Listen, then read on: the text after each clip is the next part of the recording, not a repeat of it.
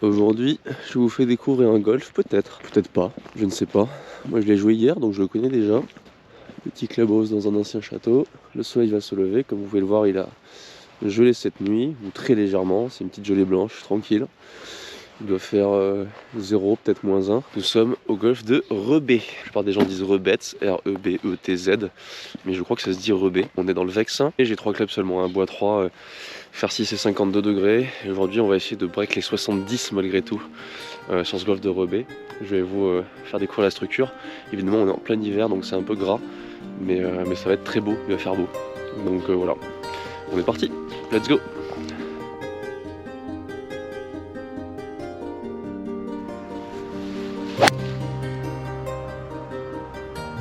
Salut à toutes et à tous, amis golfeurs d'ici, et d'ailleurs aujourd'hui grâce à l'alliance de la brume et du soleil, j'ai le plaisir de vous présenter l'une des plus belles vidéos de ma chaîne selon moi.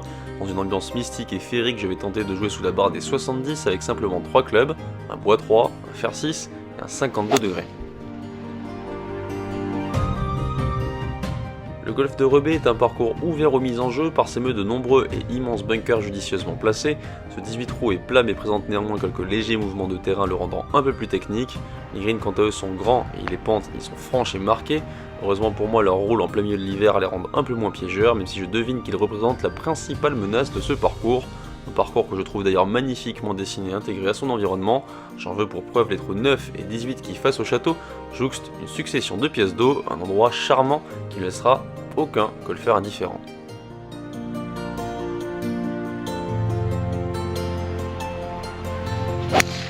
Pour les nouveaux arrivants sur la chaîne, sachez que vous pouvez me retrouver au golf de Margaux, à quelques encablures de Bordeaux pour des cours de golf. Toutes les infos sont sur mon site internet floalesgolf.com. Vous pouvez également d'ores et déjà procurer en description de cette vidéo quelques aides gratuites pour votre jeu. Allez, sans plus tarder, on est parti pour ce break 70 dans la fraîche brume du golf de Rebet.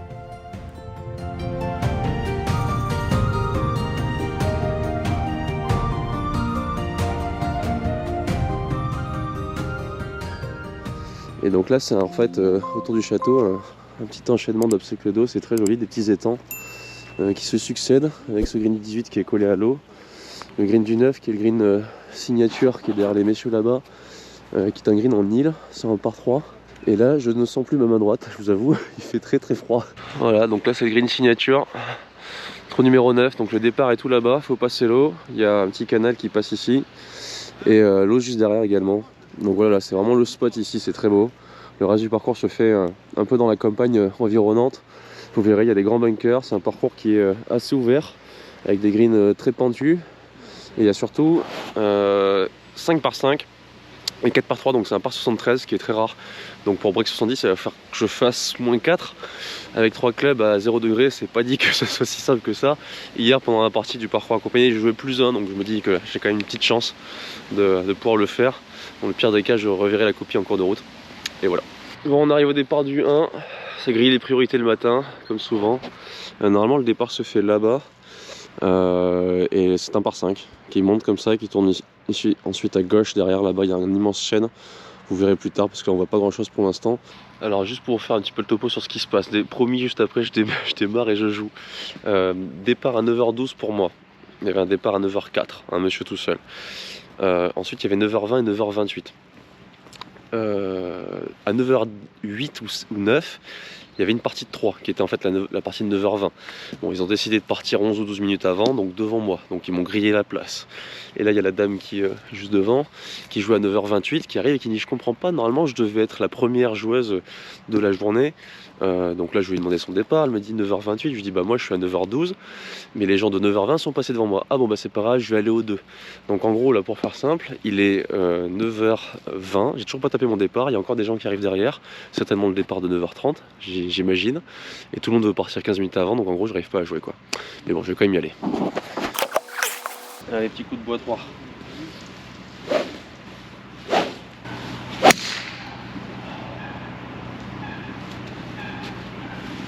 Ok. Elle est parfaite. Alors, on arrive de là-bas.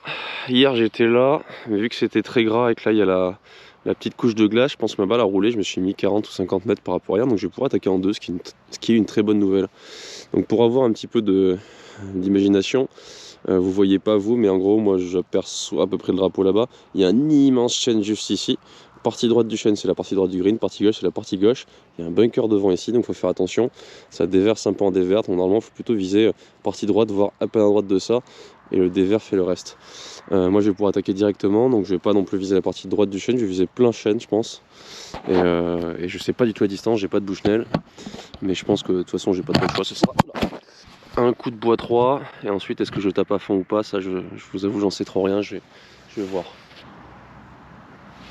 Ouais, je vais le taper en plein swing mais smooth quoi. Je sais pas s'ils sont sortis du green. Allez donc petit coup de bois 3 en direction du chêne. Beaucoup trop à droite. Beaucoup trop à droite. Mais bon, elle devrait être en jeu quand même. Donc là on a le soleil qui commence tranquillement à traverser, enfin les rayons qui commencent à traverser la brume, c'est joli, on peut le regarder, ça fait pas mal aux yeux. On arrive de là-bas, le green est immense, hein. Tous les greens sont très grands ici, ma balle est juste là, à droite comme je pensais. L'immense chêne qui voit un lac, qui doit être très beau avec ses feuilles au printemps, qui est très beau même l'hiver hein, d'ailleurs. Et voilà, j'ai pas margé, dommage, hein, c'était la distance, j'aurais dû viser plus à gauche, mais pour le coup j'avoue j'ai eu un peu peur d'aller à gauche du drapeau là-bas parce qu'il est vraiment tout au fond, et si on va derrière à gauche c'est pas bon du tout, on peut la perdre. Donc j'avoue que j'ai assuré un peu le coup puisque là il y a un dévers, donc dans le pire des cas ça ramène. C'est ce qui a dû se passer sur mon coup de bois 3. Et là je vais pas me faciliter la vie pour faire le birdie, hein.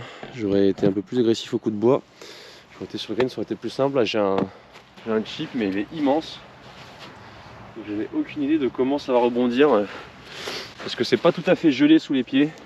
Ça a raffermi un petit peu tout le green, là je le sens par rapport à hier, mais c'est pas non plus gelé quoi, ça va pas faire bzing bzing. C'est vraiment une petite gelée blanche. Donc je pense que c'est finalement comme en conditions normales. Je vais plutôt prendre mon fer 6 là pour la faire rouler.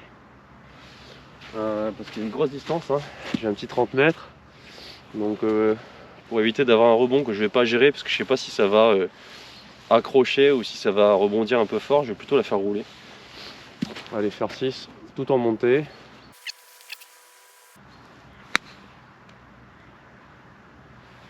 Stop, stop, stop. Elle est sortie un peu en push, mais ça va, je suis à 2 mètres à peu près. Ouais, franchement, c'est bien dosé, hein. En vrai, je suis même pas à 2 mètres. Je suis à hauteur à droite à 1m40. Donc là, le choix du fer 6, c'est pour éviter la notion de rebond que je connais pas trop.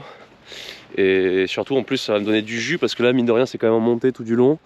Donc comme ça je suis certain avec la rosée etc. Vu qu'on est en hiver de faire de la distance. Le risque si je prends le 52 c'est de faire un chip qui sort pas assez du club et qui finit 4-5 mètres court assez rapidement. Donc plutôt que de devoir faire un grand chip avec un grand geste, j'ai préféré faire un chip roulé avec le fer 6 qui sort assez fort et je pense que c'était vraiment le bon choix pour le coup. Allez, putt pour birdie. Hier j'en ai rentré plein à cette distance avec le 52, j'espère que ça va continuer.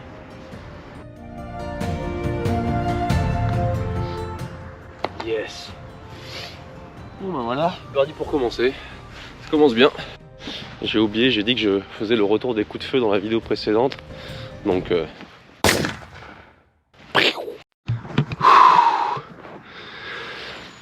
fais un petit sprint là pour aller au départ. Parce que les joueurs derrière, je suis un peu pris en sandwich là. Donc là on a un par 4. Bunker à droite à 200 mètres qui va être en jeu du coup là. Donc il faut viser un peu plus à gauche. Par rapport au soleil en gros ça va être 5 mètres à gauche du soleil quoi. Alors, le problème c'est qu'il y a de la glace qui se met sur la face et du coup je sais pas ce que ça va donner quoi.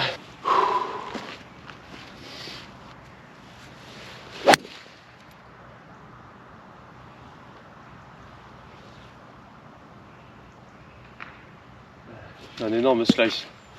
J'ai fait un énorme slice. Purée. Bon, j'ai pas la carte de score, j'ai pas le Bushnell ni rien, donc du coup je vous mettrai les distances en dessous de l'écran là. C'est un petit par 4 avec une bonne mise en jeu. Je pense que j'avais un coup de 52 derrière. Malheureusement, avec mon coup de bois 3 slicé, il va me rester certainement un petit coup de fer 6 tenu quoi. Vu que j'ai que 3 clubs, je vais avoir pas mal de coups de fer 6 aujourd'hui qui vont être des micros amplitudes, des petites chips au fer 6, on va dire ça comme ça. Et du coup, ça va être un peu compliqué de manager les distances. Donc tout ce qui va être par 4. Avec des petits coups de fer 6, ça va pas être facile d'aller chercher les drapeaux. Par contre vraiment c'est sur les par 5 où il va falloir que je sois efficace quoi, comme moi. Bon, j'espère que je vais la retrouver quand même.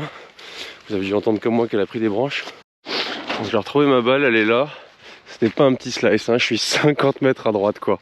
Ouh là là là là. En plus j'ai un shot là. J'ai pas d'accès au green. Je vais devoir faire une balle basse parce que j'ai pas du tout d'autre choix que de prendre mon fer 6. Aïe aïe aïe.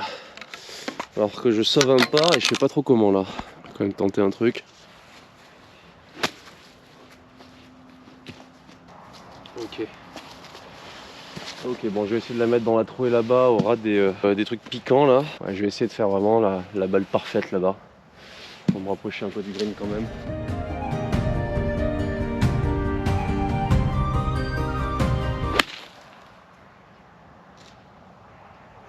Oh là là là, j'ai pris les fourrés mais elle est passée quand même. Ah, laborieux. Allez. Bon, laborieux se trouve pour l'instant. J'ai un coup d'une quarantaine de mètres à peu près. Pour être bon pour sauver le par, pour conserver le petit birdie trou d'avant. Faire un truc assez délié, assez ample. Et passant avec toutes ces couches de vêtements. Avance. Oh purée, il lui manque 3 mètres quoi. Allez, putt pour le par en avant green. On a pitché tout juste court là, il lui manquait un peu plus que 3 mètres quand même. Plutôt 4-5 mètres. Dommage. Allez, ça peut quand même boiter.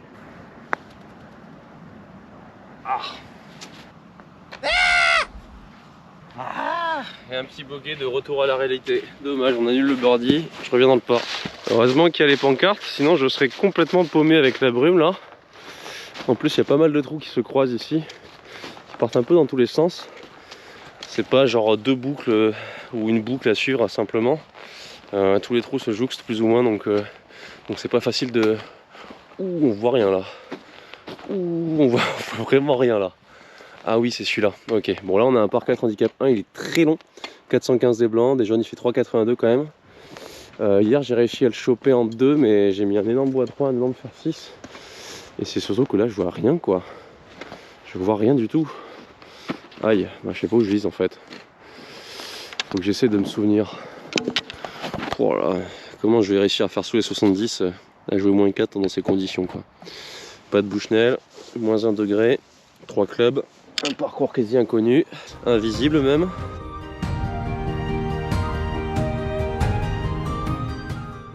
Faut que je vise à droite là-bas je crois. Ouais, j'ai visé vers là-bas en fait. Si ça se trouve je me trompe de 40 mètres, mais bon on va tenter quoi.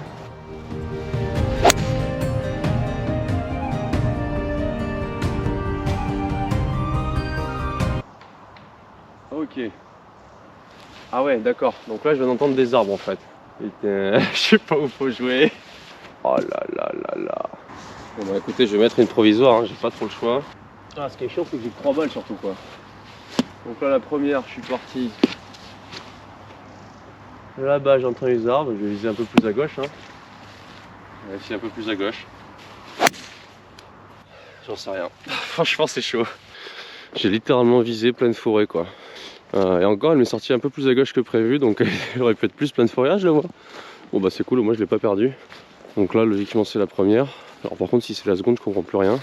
Je me suis un peu avancé là pour aller voir où était à peu près le green, mais je vous avoue je suis même pas sûr de me rappeler de ce trou là. Si je dis pas de bêtises, il y a un obstacle d'eau juste à droite qui doit être à droite de l'arbre, donc dès que tout ce qui va finir à droite de cet arbre là va pas être bon, donc je vais viser plutôt à gauche là-bas. J'essaie de faire une petite balle basse. Aucune idée de la distance. J'aurais tendance à dire 180, 190. Donc je vais taper un petit coup de bois 3 par la gauche ici. Et advienne que pourra.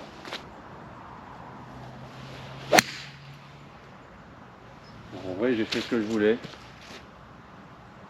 Je sais pas du tout si elle est parfaite ou dans l'eau. Ou... On verra. On verra, on verra. On va essayer de trouver la seconde. Vu où est la première, j'aurais tendance à dire que la seconde est sur le fairway ou pas loin. Et là c'est surtout que je suis en train de me dire que pour jouer sous les 70, si ça se lève pas très très vite, ça va être compliqué d'eau quand même. Mauvaise nouvelle, j'ai perdu la seconde, ce qui veut dire qu'il me reste seulement une balle dans la poche et la balle que je viens de taper. Donc j'espère qu'elle est bien parce que si j'ai perdu celle-ci, ça veut dire que non seulement le 70 est déjà mort dans le film puisque j'ai terminé le trou hein, avec une croix, je vais pas non plus perdre toutes mes balles sur un trou et que je vais devoir terminer la partie avec une seule balle. Avec certainement un brouillard qui va rester quand même un petit moment, hein. J'ai pas l'impression que ça va se lever là. Et on arrive au green. il n'y a pas de balle. C'est juste que la distance... Ah, il y a une balle ici.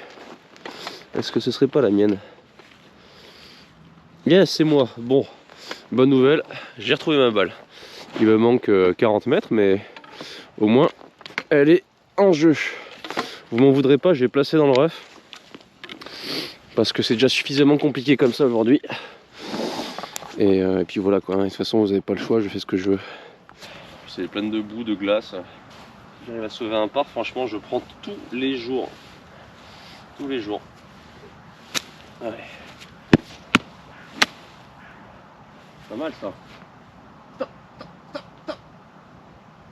Ouais, c'est pas arrêté, elle est à 1m80 derrière le trou, mais ça reste une bonne approche. Allez, ça ferait un très bon par. Donc là il y a petit droite gauche. Fait chier. Allez, bogué. Purée, bon, on passe à plus 1. C'est dur. Voilà. Allez, on arrive sur un par 3. Heureusement que j'ai joué la partie d'hier parce que sinon je serais dans le flou total. Alors que là, j'ai quand même une petite idée. Si je me souviens bien, il y a 135-140 mètres en montée là. Donc je vais prendre mon fer 6. Je vais manager un petit coup de fer 6. Il y a un gros bunker à droite avec une énorme lèvre. Et je crois que j'ai. Oui, c'est sûr. Je vois le drapeau juste à gauche là. Donc je vais essayer de visualiser ma trajectoire malgré le nuage. Pas facile de visualiser, hein. Purée. C'est horrible, j'arrive pas à m'engager. Je pense que c'est un bon. Ça s'est arrêté quand j'ai frappé. Alors juste après avoir frappé, ce que je dis c'est que vu que je ne vois rien, c'est très difficile pour moi de m'engager un petit peu dans mes coups. J'ai un petit moment d'arrêt en zone d'impact. Au-delà du froid, c'est parce que j'ai le flou dans ma tête en fait, j'arrive pas à visualiser, donc mon cerveau ne sachant pas quoi faire. Et du coup j'ai pas mal de coups qui sortent un peu bizarrement là. Il y a une petite retenue, une petite barrière mentale due à la visualisation, donc forcément les coups ne sont pas déliés quoi. Ça se voit dans mon swing, mon finish est un peu bloqué et tout, mais ça va aller mieux quand il y aura moins de brouillard, quand je vais m'engager un peu plus. J'ai fait un bon coup là, 3-4 mètres de trop, donc malheureusement la petite cuvette dans laquelle j'espérais m'arrêter, je l'ai passé, donc là j'ai un putt fortement en descente, mais franchement je prends. Ouais, j'ai pitché là, donc j'aurais pitché en bas, je pense que ça l'aurait arrêté avec la butte, elle serait peut-être redescendue un peu et j'aurais été pas loin. Je vais pas me plaindre, j'ai une occasion de birdie.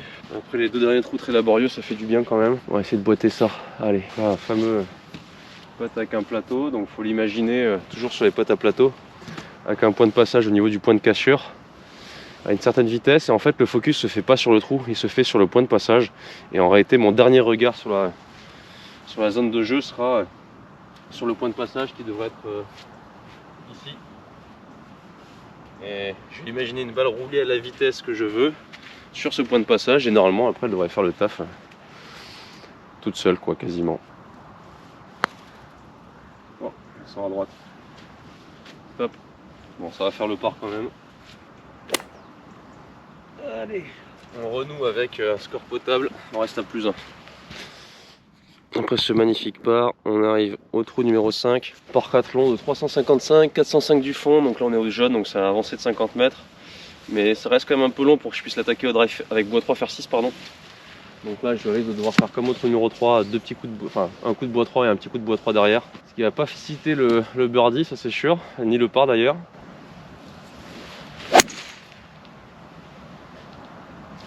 C'est bon, on va être parti droite du fairway.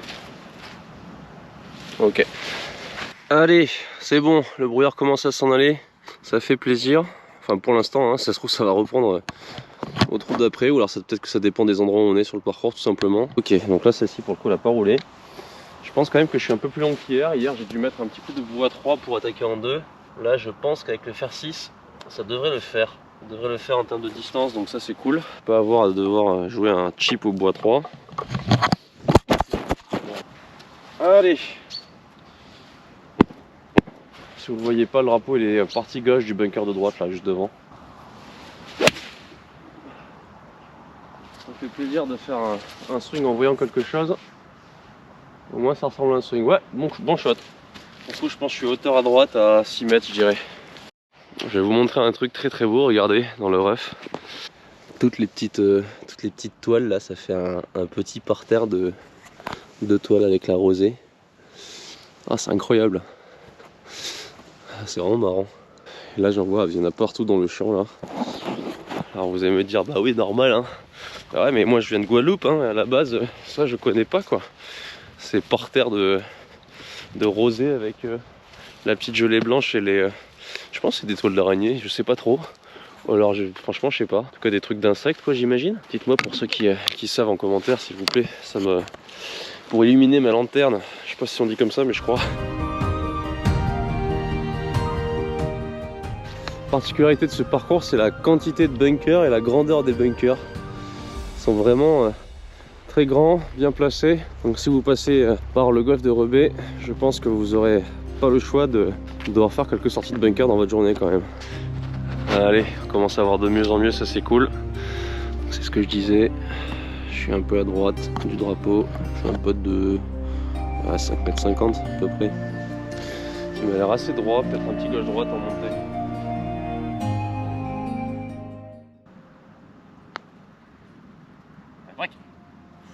Yes, ça c'est fait. Oh, il fait plaisir celui-là, vous imaginez pas quoi. Avec le retour, enfin le retour du soleil. Le départ de la brume surtout. Bon, un birdie, voilà, birdie 1, bogey 2, bogey 3, par 4, birdie 5, on revient dans le par. Carte multicolore, tout va bien. Il y a des beaux plans à faire en plus avec les lumières là, c'est sympa. Ah oui. Vous êtes golfeur? Non, pas du tout. Vous êtes juste habitué à croiser les golfeurs? Oui, ça fait 20 ans.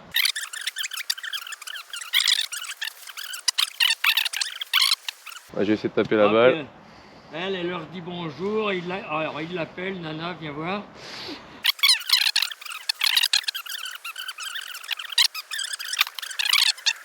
Bon allez, je vais taper la balle quand même.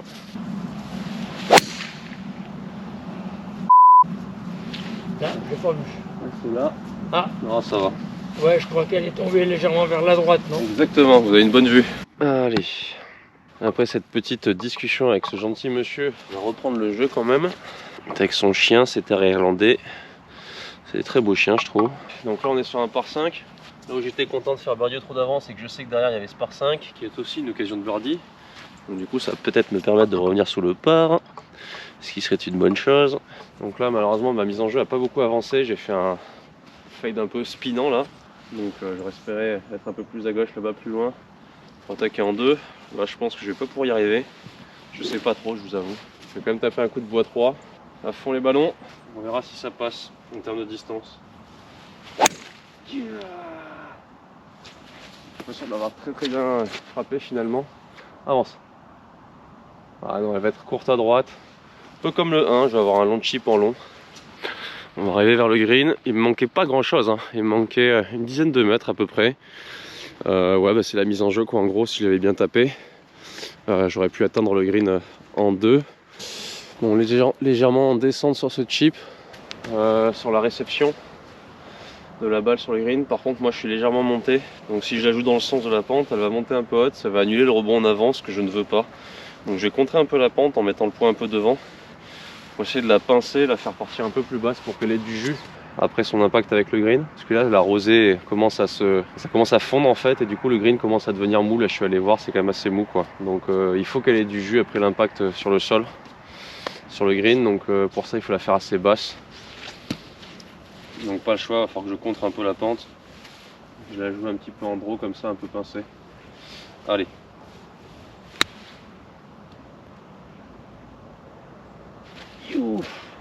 Stop. Ah, du coup je l'ai un peu trop pincée, elle est un peu longue mais bon. Franchement ça va, ça se prend. J'ai 1,50 m à peu près. Donc c'est une bonne occasion de birdie, encore. Je ferais du bien si elle rentrait celle-là pour revenir à -1. Je vais vous mettre ici pour avoir une belle luminosité avec le soleil. Comme ça c'est sympathique.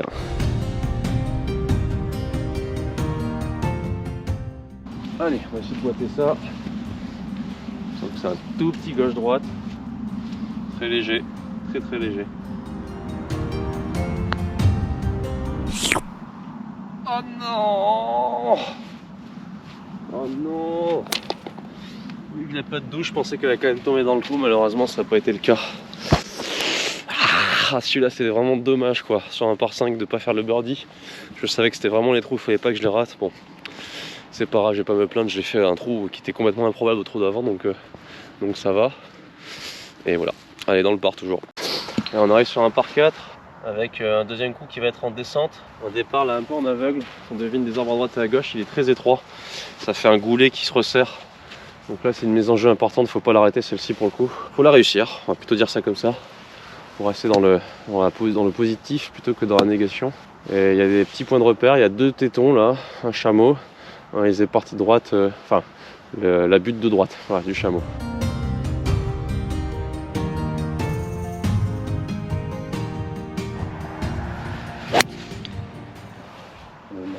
Je fais que des slices, enfin, je fais pas que des slices mais je les mets tout à droite. Bon elle est en jeu quand même ici, hein, ça va. Je me rater un peu à droite qu'à gauche mais c'est pas un bon coup ça. Bon ça fait beaucoup de coups qui sortent à droite depuis le début, parfois un peu, parfois beaucoup comme au trou numéro 2 je crois, où j'ai fait vraiment un slice. Je sais pas, je pense que les vêtements, le fait d'être un peu engoncé comme ça me permet pas de tourner comme je voudrais dans la balle et du coup j'imagine qu'au niveau de mon swing ça doit avoir des petites incidences.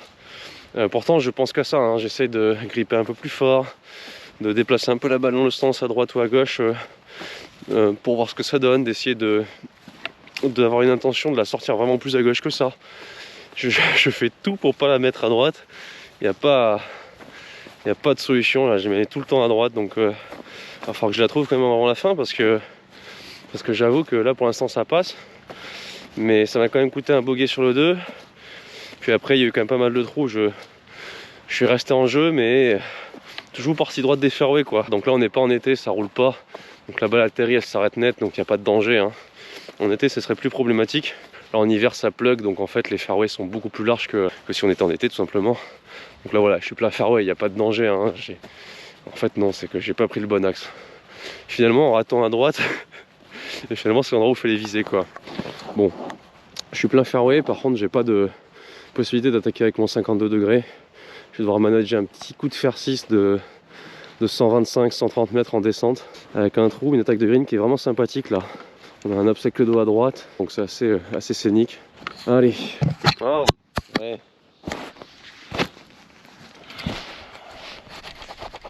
Alors, donc hier j'étais là-bas, j'avais 120, je dois être à peu près à 130 mètres là en descente, donc je vais taper un petit coup de fer 6, un petit chip au fer 6, je vais essayer de la jouer pour le coup comme je le sens, parce que j'ai aucune notion de la distance là, avec un fer 6 pour faire 130 mètres en descente. J'espère être sur le green déjà, ce serait bien. Ce qui est pas mal c'est de faire des coups d'essai avec l'amplitude qu'on va rechercher ensuite pendant le swing.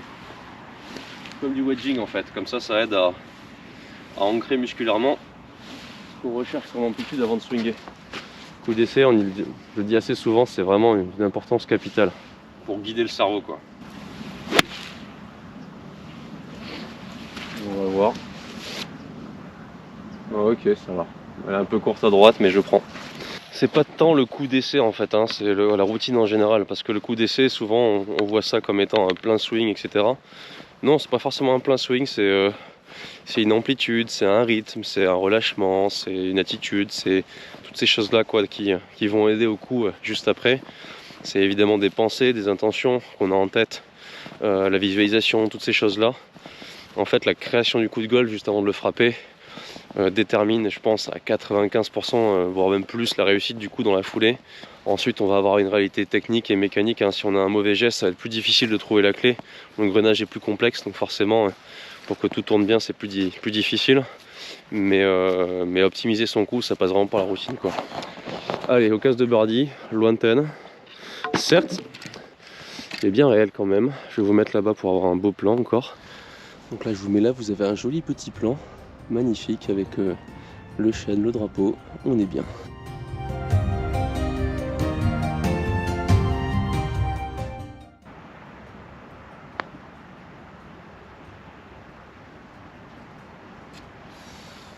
Il en manque là. Il en manque beaucoup.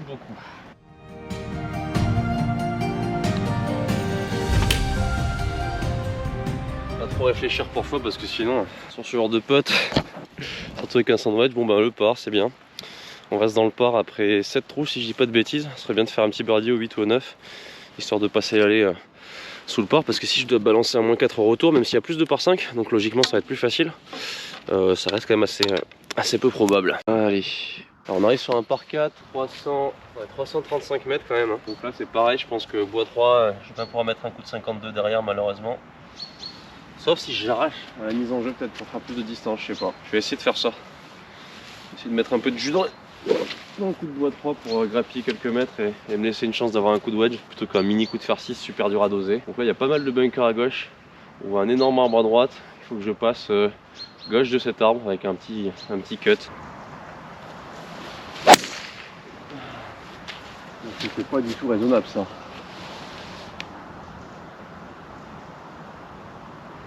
Oh c'est pas bon, ça va être très à droite. Je vais en remettre une.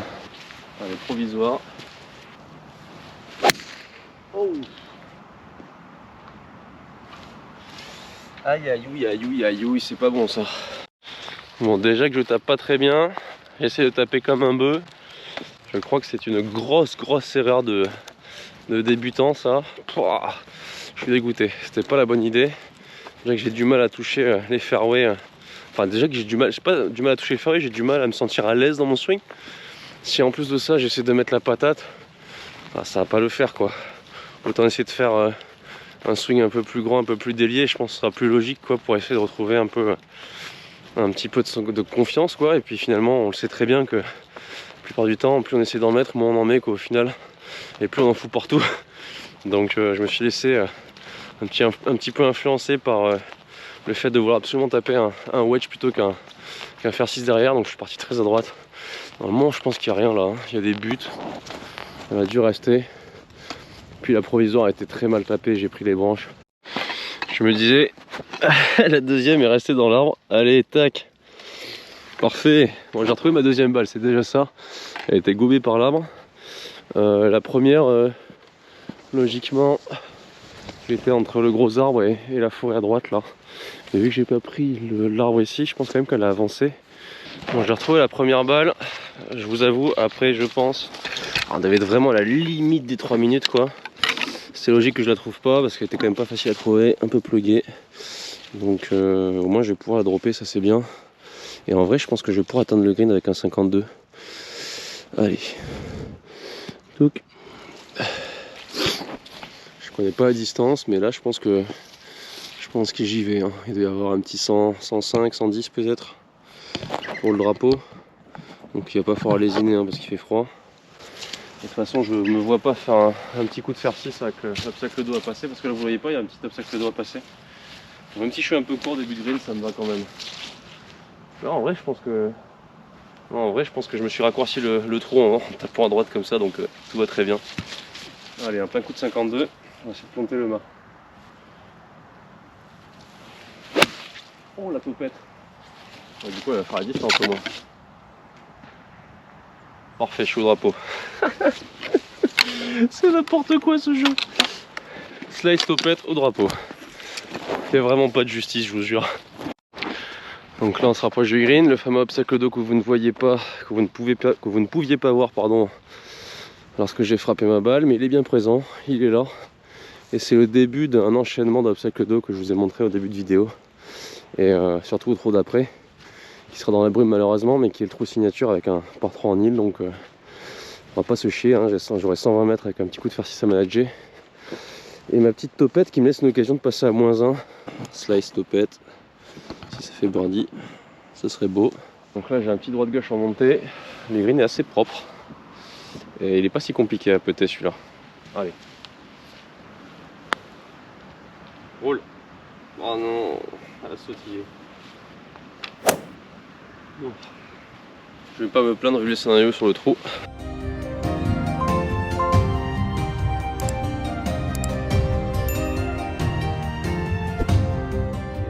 Petit par 3 de 120 mètres, départ avancé, sinon c'est jusque là-bas, je crois qu'il fait 165 du fond, ce qui est beaucoup pour un green en île. Là 120 mètres, je vais mettre un tout petit coup de fer 6 évidemment. Tapis gelé, c'est parfait. Je risque pas de gratter comme ça. On va essayer de trouver la bonne amplitude pour faire la bonne distance. C'est trop beau avec la petite brume sur l'obstacle d'eau là. Je pense qu'elle est parfaite. Ouh, je sais pas où aller, je la vois pas, mais je pense qu'elle est parfaite. C'est déjà ça, parce que je vous avoue que j'ai un peu stressé quand même. Parce qu'il y a de l'eau devant, derrière, et tapis glacé à tous les coups. J'avais peur de glisser avec mes chaussures aussi. Je pense que ça s'est vu la petite appréhension dans le swing quand même. Regardez comme c'est beau, avec la brume là. C'est assez féerique. Et là je commence à entrevoir ma balle. Oh purée, oh, j'ai failli me casser la figure. Je commence à entrevoir la balle, malheureusement je suis un tout petit peu long, je dois être à 5-6 mètres. Et je prends tous les jours. Un petit envol de foule que par-dessus les temps.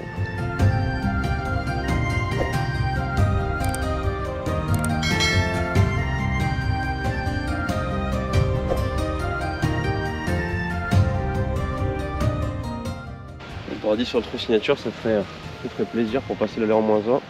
Allez.